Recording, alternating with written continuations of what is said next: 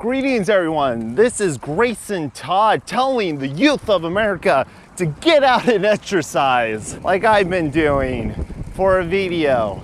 I'm gonna look like hot shit on. Find a workout that brings you joy. As you can see, my skates are a little worn out. By that I mean fucking worn to the goddamn rim. You know, I'm just trying to live my best brink life out here, just soul skate. So if you don't mind, I'm just gonna soul skate a little bit and talk about the new Borat film.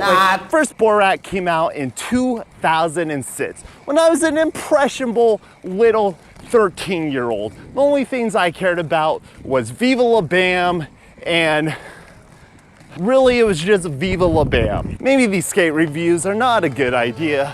I'm out of breath. I'm an aging YouTuber. Todd's Thoughts, Todd's Thoughts, Todd's Thoughts. Everyone at my school said, you have to see Borat. It is the funniest fucking movie you've ever seen. Grayson Todd enjoys the funnies. Mark me down for that, I guess. You know who I enjoy laughing with? My parents. My parents were very lenient when it came to the films that me and my brother were able to watch. Holy shit, those birds are going off. So we went to our local Blockbuster right next to a Papa Murphy's. We would go over, order pizza, then walk back around to Blockbuster, pick out our films, and by the time we came back, hey, pizza's ready to go. Pizza and movies, good family night. We grabbed the film. We popped it into the DVD player. And what proceeded was the most awkward hour and a half of my entire childhood life. I just wanted to jump out of my skin. My impressionable young mind didn't understand the nuances in the comedy or the point really. It was just funny man, just cringy stuff. I made a sexy time with my mother-in-law. You had sex with your mother-in-law? Yes. But don't you worry, you young impressionable viewers at home. If you find yourself in a mortifying movie experience with your parents, it is not the film's fault. It is your parents' fault for making things so goddamn awkward. Now, Sasha Baron Cohen can be a little hit and miss for people, even for me. And I have the lowest standards for comedy. I find myself a lot with Sasha, his scripted segments, like The Dictator or The Brothers Grimsey, when he tries to make a joke and construct it within the narrative of a film, it usually comes off as flat and desperate. His comedy 100% relies on the reactions of everyday people. What is this, a potato? Cheese. Is this a milk? That's cheese. A lot of the ideas, a lot of the shitty, shocking things he says, they're really just brackets to allow the person he's speaking to, the person he's interacting with, to feed in their own ideas, to take everything that's in the underbelly of the American consciousness, the things that we feel people think, but we never talk about them, you know, unless you're our fucking president. And really what Sasha's doing is just holding up a mirror to these people, presenting them with the most extreme, blatant version of their idealisms, and seeing if they reject it or if they shamelessly embrace it. Look, there is a woman in a car. Can we follow her and maybe make a sexy time with her? No. Why not? Because a woman has a right to choose who she has sex with. What? The comedy comes from all the people that shamelessly embrace it. What is more dangerous, this virus or the Democrat? Democrats. What I realized while watching Borat this time, the sketches are not the joke.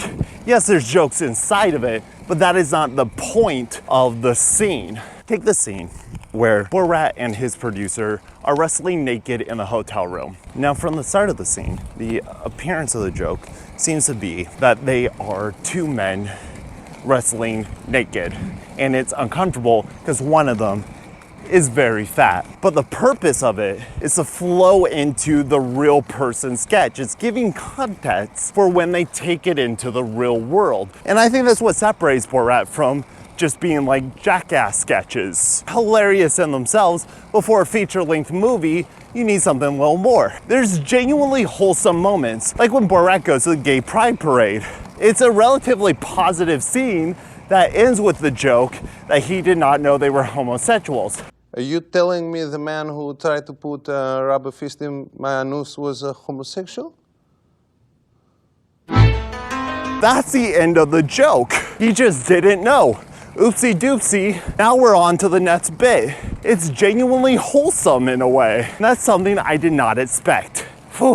I also did not expect how hard it would be to skate and talk at the same time. Borat 2, the subsequential movie film, is that what we're calling it? Still had that genuine beauty to it. There's so many moments of just Borat and his daughter dancing, and there's no joke there. There's nothing uncomfortable there. Well, the first dance in public. The second dance is enjoyable for other reasons. These little moments of heart, like when he goes to the synagogue and meets with the old Jewish ladies, it's fucking heartwarming. Can I give you a hug?